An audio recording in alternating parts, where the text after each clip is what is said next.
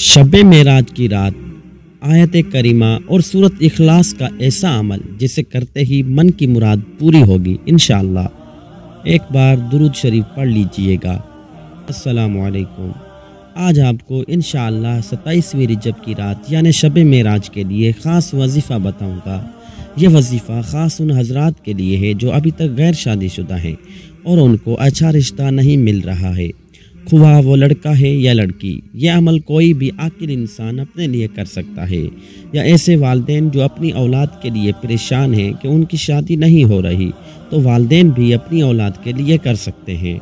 वजीफ़ा बताने से पहले मेरी आपसे गुजारिश है, अगर आपने अभी तक हमारे चैनल को सब्सक्राइब नहीं किया तो सब्सक्राइब कर दें, घंटी के निशान को दबाकर आल पे टिक कर दें ताकि हमारी हर नई आने वाली वीडियो सबसे पहले आपको मिल सके।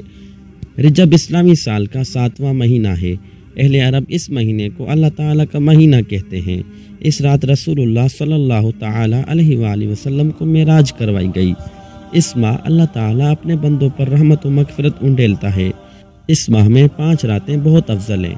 पहली शब, दरमियानी शब और आखिरी 3 रातें।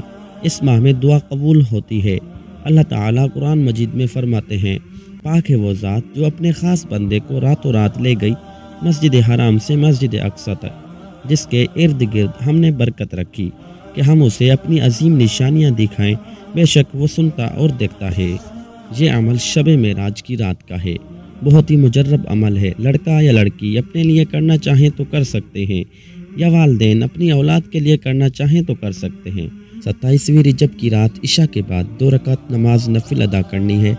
हर रकात में सूरत फातिहा के बाद आपने 21 मरतबा सूरत इखलास पढ़नी है और सलाम पढ़ने के बाद 11 मरतबा दुरूद शरीफ पढ़ लेना है। दुरूद शरीफ पढ़ने के बाद 500 मरतबा आयत करीमा पढ़ना है। फिर 11 मरतबा दुरूद शरीफ पढ़ना है। अल्लाह ताला की बारगाह में अपना मकसद बयान करना है और याद रखें मकसद नेक हो। इंशाअल्लाह ये अमल करने से 1 हफ्ते के अंदर अंदर अच्छा रिश्ता मिल जाएगा। जब आप दुआ करें तो ध्यान अल्लाह ताला की बारगाह की तरफ रखें। हम दुआ करते वक्त ध्यान दुनियावी कामों की तरफ रखते हैं, जिसकी वजह से अमल नहीं होता।